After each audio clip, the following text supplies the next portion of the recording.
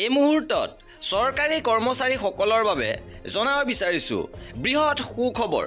এবাৰ কৰ্মচাৰীসকলৰ বাবে বৃহৎ সুখবৰ আহিছে যে এবাৰ ললে ডাঙৰ সিদ্ধান্ত।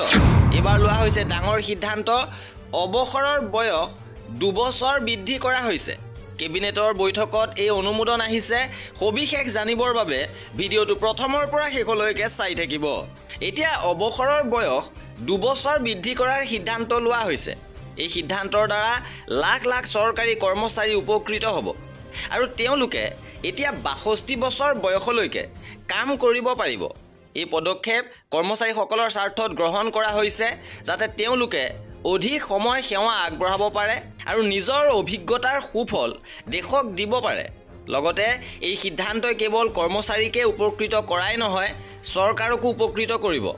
অভিজ্ঞ কৰ্মচাৰীক দীৰ্ঘম্যাদী সেৱা প্ৰদান কৰিলে প্ৰশাসনৰ উন্নতি হ'ব আৰু লগতে নতুন কৰ্মচাৰীক প্ৰশিক্ষণ দিয়াৰ খৰচো হ্ৰাস পাব আৰু ইয়াৰ উপৰিও পেঞ্চনৰ খৰচো হ্ৰাস পাব, কাৰণ কৰ্মচাৰীয়ে 2 বছৰৰ পিছত পেঞ্চন ল'বলৈ আৰম্ভ কৰিব। অৰ্থাৎ অৱসৰ গ্ৰহণ কৰোঁতে 2 বছৰ পলম হ'ব আৰু পেঞ্চন 2 বছৰৰ পিছতহে লাভ কৰিব। আৰু চৰকাৰে দীৰ্ঘদিন ধৰি এই প্ৰস্তাৱ বিবেচনা কৰি আছিল আৰু এতিয়া কেবিনেট বৈঠকত অনুমোদন লাভ কৰিছে। এই সিদ্ধান্ত 2025 চনৰ 1 এপ্ৰিলৰ পৰা কাৰ্যকৰী হ'ব।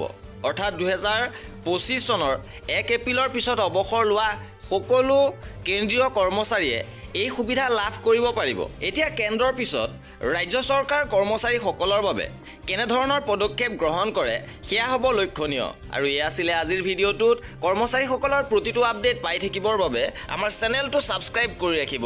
ভিডিঅ'টো শেষলৈকে চোৱাৰ বাবে বহুত ধন্যবাদ।